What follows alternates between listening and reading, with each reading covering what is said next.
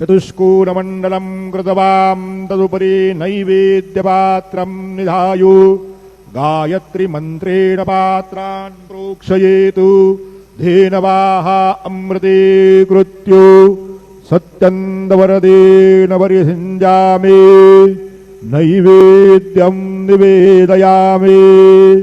ॐ प्राणाय स्वाहा ॐ अपानाय स्वाहा ॐ व्यानाय स्वाहा ॐ उदानाय स्वाहा ॐ समानाय स्वाहा ॐ ब्रह्मणे नमः।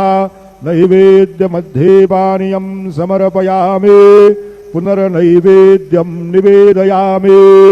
ॐ प्राणाय स्वाहा ॐ अपानाय स्वाहा ॐ व्यानाय स्वाहा ॐ उदानाय स्वाहा ॐ समानाय स्वाहा ॐ ब्रह्मणे नमः।